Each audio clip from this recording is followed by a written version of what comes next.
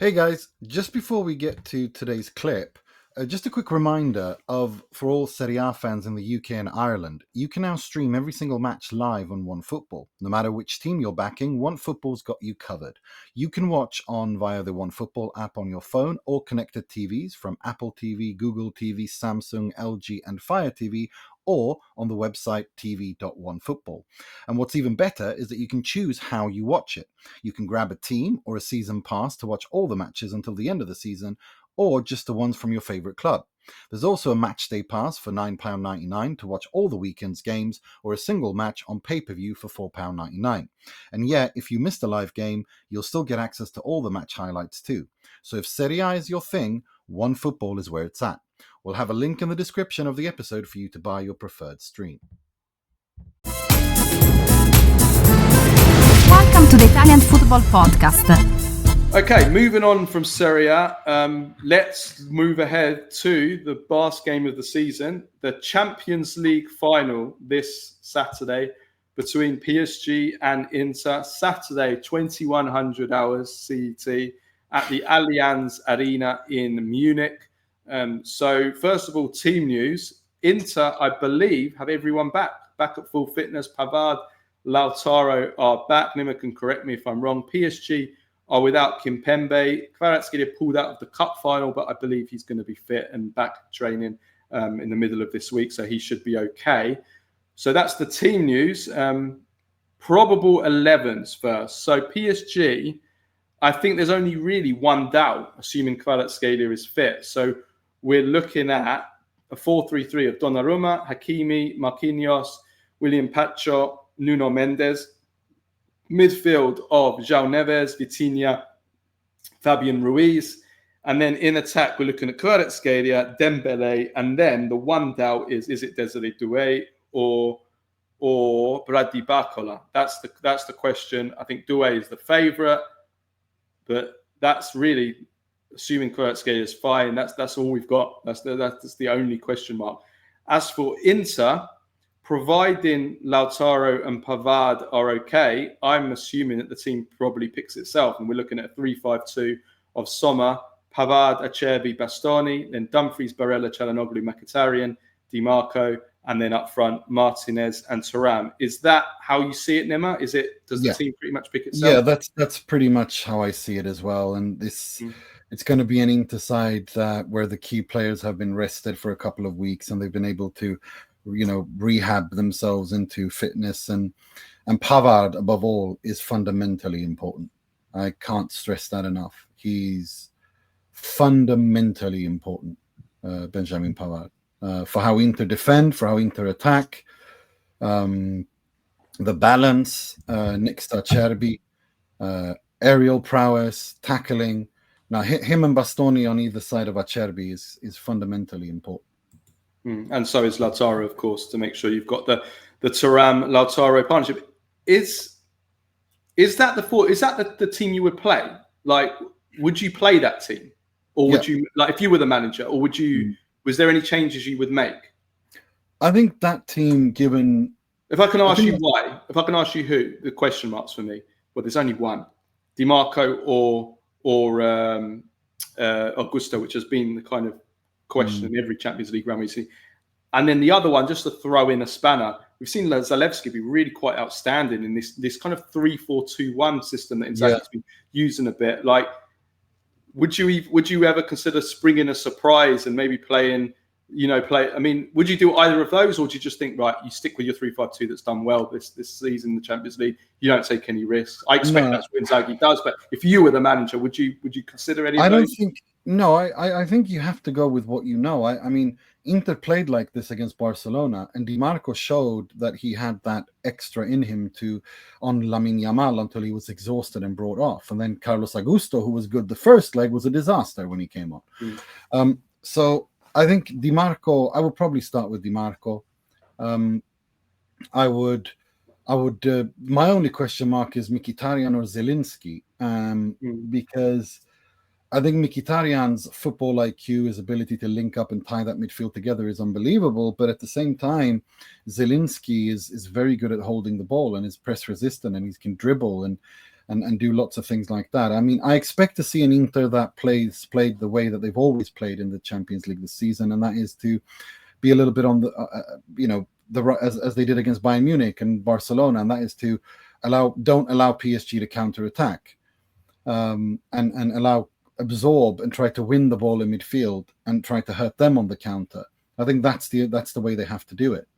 And then, of course, double down on the wings, Kvaratskhelia, and whether it's Barcola or Doué or whoever plays, they need to do that. And above all, I need to see Barella, Calhanoglu turn up for this game and win the midfield battle with Ruiz, Vitinha, and Neves.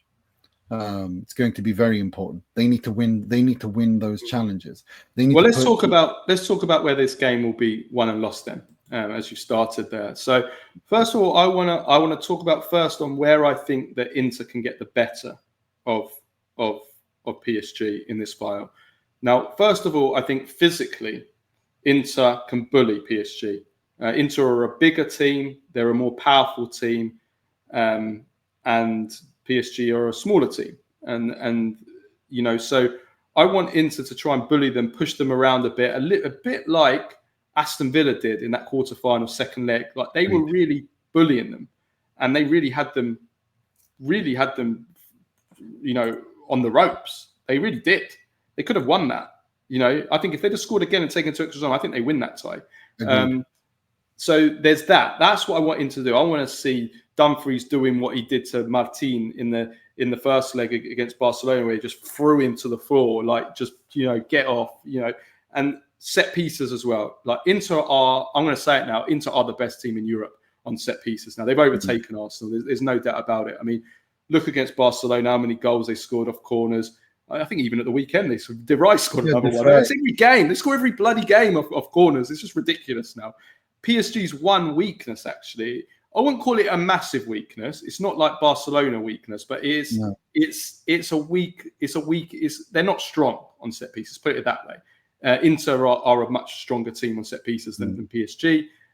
They've got quite small players. If you look at their midfielders and some of their other players, Donnarumma as well. If there's one weakness, it's he's not always the strongest on corners, being commanded in his areas on high balls, and when you put good deliveries in there, and also Hakimi, you will know yourself. He's not a natural defender with crosses to the far post.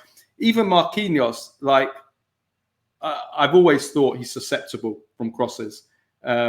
So Inter got to take advantage of that. Just do what they always do. Do what they always do. As long as they don't underperform from set pieces, as long as Calhanoglu and Di Marco, who are two of the best in Europe at delivering, as long as they get their deliveries right, I think they're going to have chances from set pieces. I really do. So there's the set piece thing, and then there's Lautaro and Thuram. Can they be at their best?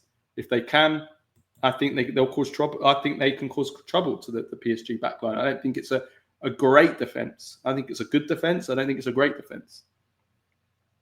No, it isn't. I think it's a good defense, like you said, but it's not the most fantastic defense. But they have the best goalkeeper in the world in Donnarumma. He's a monster.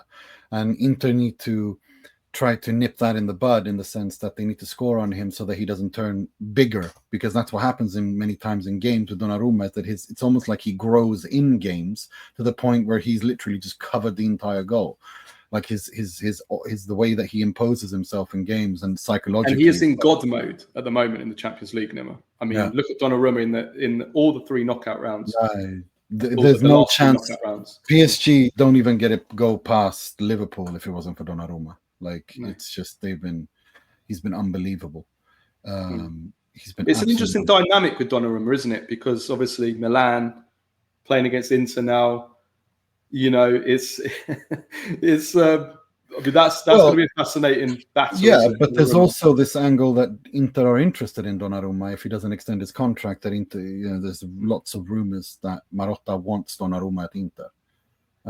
So there's also that angle as well. Yeah. I mean, I would say one thing about Donnarumma: Inter have to win this game in 90 minutes or 120 minutes. If it There goes is to no penalties, chance. if it No goes to chance. penalties, bye-bye. No, he's going to save all 5. Inter have 1 or 2 really good penalty takers. The rest are awful, and you have the best goalkeeper in the world in goal. And Inter's best penalty takers never last 120 minutes either. Yeah. Di Marco's not lasting 120 minutes. He won't be taking a penalty.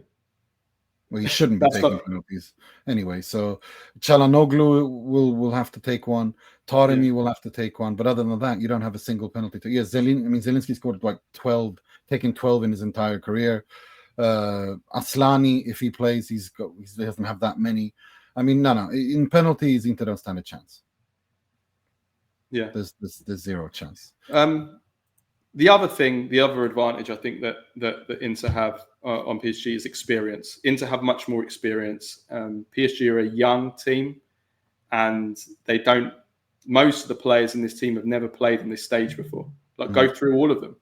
You know, how many of them have played in a final or even in semi-finals? You know, and they're not used to this, and that is important when you get to finals. How you handle the occasion, especially in tense, delicate moments. They might start the game well, but once the game gets on a knife edge, once it gets to 70 minutes, or if PSG take the lead and then Inter equalise, how do they react to the equaliser? Or you know, if Inter go ahead in the game, how do PSG react to going behind? You know, when the game is on a knife edge, that is when experience comes in. How you see out games, how you know, we saw the inexperience of Barcelona in the last game where, you know, they're ahead in injury time. Absolute insanity that they're throwing 8 men forward, you know, madness, absolute madness. And they go out because, you know, these kind of things, that's where experience come in. And I think Inter, having been to a final before, that will be them. They have the hunger as well because of that. And all of these players have been and won big trophies, won European championships, won titles. You know, apart from Donnarumma, there's none of these players have played in big finals. Like, you know, even the more experienced ones like Marquinhos and Hakimi and okay, Fabian Ruiz, he's played in a Euro 2024 final, but there's no comparison. So that, you know, Inter is on their side. On the other side, though, I think first of all, can Inter stop the PSG front three? It's an outstanding front three in terms of the dynamics. They interchange positions. They give you no reference points. You know, Kvara moves to the right and left, and Dembele moves right, left, and centre. Barcola or Doué, they all move around. So I always think that Acerbi, for one, always performs better against players where he's got 100%. A reference. So I think he would have done better against Lewandowski than he did against Ferran Torres, for example. So 100%. So I think that which is why I'd probably consider playing Stefan de Vrij, because I think he's much more he's better in a defense where against a, you know, trio that is more mobile, if you will. Although Acerbi is actually pretty more dynamic as well. But yeah, no, I agree with you. I think that's the thing. And Di Marco needs to have a game like he did against Lamine Yamal in the return leg, not in the first leg where he got completely ripped apart. But in the return leg at the San Siro, he needs to have that kind of a game. He needs to cut in and win the ball high up. He needs to help the midfield. The midfield they all need to work as a unit. And I think that's the reason why Inter didn't win the Serie A, is that they didn't defend as a team. They have defended as a team in the Champions League this season, and that's why they're in the final. But they haven't done that in the Serie A. They need to they need to defend as a team in the Champions League final in order to have a chance to win it. And yeah, that's pretty much it. I mean, it's I'm a little bit, I don't know. There's also this aspect of the Napoli angle. Kvaratskhelia leaving Napoli. Fabian Ruiz, former Napoli player. Gigio Donnarumma, he's from Naples. I have to say that Kvara always struggled against Inter during Napoli Inter. They always, I mean, it was Darmian, I think, that always used to have his number. He won't play, but you know, I do remember that Kvara. I'm not even sure if he's ever scored. I don't want to jinx it. I'm not sure if he's ever scored against. But I'm not even going to say it. But he struggled. He struggled against Inter. You know, but there's also the other Napoli angle as well, and that is that PSG's ultras and Napoli's ultras are close friends as well. So there's a lot of Napoli angle with this PSG, and PSG and Inter have never played each other in competitive matches, and which is insane. And Inter having lost the Scudetto to Napoli as well. It's like, it becomes a little bit, a bit of a repeat. Same, but different kind of situation. So the there is that midfield, angle. the midfield is an interesting one as well, because this PSG midfield generally dominates the ball, but then we saw that against Barcelona, and it didn't prove to be that much of a problem. So I don't see that being too much of a factor in that sense. And the last thing I want to say, which I think is really important, is from a physical point of view. Experience is one thing, but into age is also, it's balancing that between experience and age. We've seen this season generally, like, Inter don't play consistently at a top physical level for an entire 90 minutes. They don't. And PSG are a very punishing team. They're super fit, as all Luis Enrique teams are. They keep going. They don't tire. Which leads me to the efficiency part. Inter have to be efficient in this final. They can't create chance after chance after chance and not kill off PSG. They need to be efficient. And one thing that worries me is that Lautaro, when he's not 100% match fit and rhythm, he gets his timing a fraction of a second wrong, and that could be goals that are in an offside position by just an inch. And Thuram as well. They need to be efficient. They need to kill off their chances. And whatever chances they create, and they need to be able to suffer as a team when defending as a unit. Overall, the tactical battle is Inzaghi and Luis Enrique are different, but they are very pragmatic, both of them, and they're very versatile, both of them. They know how to attack and defend in very many different ways, even though they have completely different philosophies and styles. It's a very interesting battle. I think Luis Enrique is one of the most underrated coaches in all of Europe. I think he's a world-class coach. And the same can be said of Simone Inzaghi. I think he's very, very underrated, and I think he's a world-class coach. And it's very interesting to see these two go up against each other, to see how they measure up, and who wins.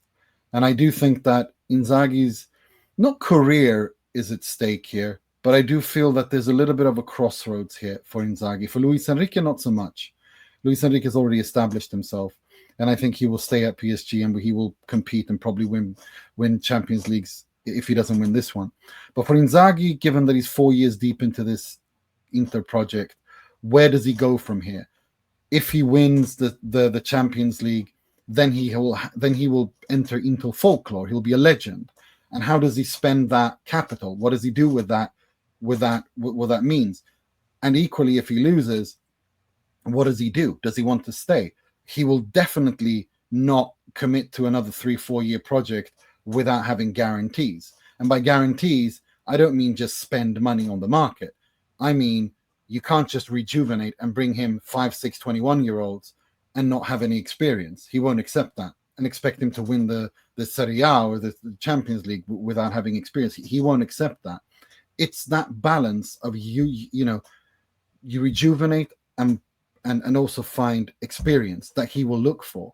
And also, I think he'll want a proper 3-year contract and not just a 1-year extension. So I think there's a lot of moving pieces here. It's going to be interesting to see what he says. Well, we're recording this on a Monday before the press conference starts at 2 p.m. CET. I'm going to be following that and see how he handles it. But I think there's a little bit of a crossroads in his career as well. Not just because of, I don't think, if he goes to Saudi Arabia, I think that kind of sums up his ambition in his career. I've always thought that he's a guy who is very ambitious, and therefore him, regardless of how much money they throw at him, I just don't see him going to Saudi. And if he wants to have an ambitious career, but equally, does he go to England? He doesn't speak English. Where does he go in Europe? There's no rooms at the inn. And in Italy, he can't go to Milan. He can't go to Juve. He can't go to Napoli. Where does he go? He can't go to Roma. Where does he go? So his options are a little bit limited as well. So it's an interesting jigsaw as well. On that note, Nima, how does the pressure play into Inter going into this final? Do you feel like they're gonna be under pressure to win this because they lost 2 years ago? Because maybe this is towards the end of the cycle as this whole team together, having lost the Scudetto as well, having gone from a treble to potentially zero titoli. Will that pressure weigh on Inter, make it harder for them to win, or Will it be something that's not really a factor, and in fact it's the opposite, that they're going to be more hungry, and they're going to be very hungry, and they're experienced enough to be able to handle it? Like, how does all of that play into this final for Inter? Is it It is a positive? factor. It is a factor for sure. I think there's hunger involved. I think if there's anything we've seen, Inter in the Champions League versus Inter in the Coppa Italia, Inter in the Serie A, Inter in the Supercoppa, it's not the same Inter. They play with a fire in their bellies in the Champions League so far that we've not seen in any other tournament and any other competition. And that to me tells me everything I want to know. I'm not saying that they're deliberately tanking the Serie A or anything like that. No, I think it's just, this is the one that got away. This is the one that they want to win. They've won everything in Italy. They've done everything in Italy. They don't have a European trophy at club level. They've won with their national teams, but they miss that final piece of the puzzle. Barella, Bastoni, Azzurri, Lautaro, these guys, they don't have that. Calhanoglu, they don't have that crowning club achievement. That's what's missing. For Lautaro, that's literally the only thing missing is this and Olympic gold medal, and then he's completed football. He's won every important trophy there is that he could have won. So, that's what plays in here. And also the Ballon d'Or, and Lautaro's been unbelievable in the Champions League this season, especially the last, from the last league stage game and onwards. That's when most of his goals have come from. So I think the hunger so far, if previous behavior is anything to go by, that eclipses everything else. And if anything, losing the Scudetto the way that they did, partly their fault, of course, that will turn into a huge hunger. And now all focus is on that Champions League final. I don't expect Inzaghi to I think a lot of this is outside noise. I think it's leverage from Inzaghi's agent as well. But Inter, the squad and inside, they've managed to kind of insulate themselves usually from this stuff. And I think Inzaghi will give some sort of a reflection and answer today in this press conference. It's going to be interesting to see how he handles it. Okay. Does he dribble it away, or does he resolutely say, "Look, I have a contract for another year. That's what I'm. We'll see. That's what I'm kind of. We'll see what happens." Let's finish off then. Predictions, Nima. So I'm going to be bold here. I think Inter are going to do it. I think Inter are going to win it. I think that they have in their favour, as I said. I think Inter have in their favour experience. They have the experience, and they have a team that have been there, that have played in big finals, won big trophies, and PSG have a very inexperienced team. They're not used to playing on this stage. I think that Inter can physically match in terms of matchups. I think they can bully PSG on set pieces. I think they can get the better of them on set pieces, and they're hungry. They want this. They want this badly. And if they can minimise the strengths of PSG, and they don't play against a Donnarumma who is unbeatable as he has been in the last 3 rounds, I think Inter can do it. And I'm going to go 2-1 Inter. Well, I hope you're right. I can't shake off this gnawing feeling that this goes to penalties and then Donnarumma wins it for PSG. But I think it's going to be very tight regardless. I think it's going to be a very, very close fight affair. I think it's going to be very interesting to see how Inzaghi and Luis Enrique go head to head. It's going to be very interesting, the midfield battles. That's going to be key. Barella and Calhanoglu have to deliver. The midfield has to deliver. And they didn't against Barcelona for large parts in the second leg. But now they've rested. They've had their chance to regain their composure. And they have to deliver. Barella in particular has to show that he's good enough at this level, and that regardless of what's happened this season where he's been incredibly overplayed, he has to walk that off. So I'm a little bit more cautious. I think I'm You're going to go extra time? Yeah, and I think it's going penalties, and I think PSG will win because of that. But I hope obviously that we go into a situation where you're right and Inter win. Nima's going for the goofa. No, it's not a gufata. You're doing the gufata to one Inter. With your Oh, Bobby come shirt on. on. Don't give me that, Nima. Don't give me that. Don't give me that. Right. Okay. Let's leave it at that.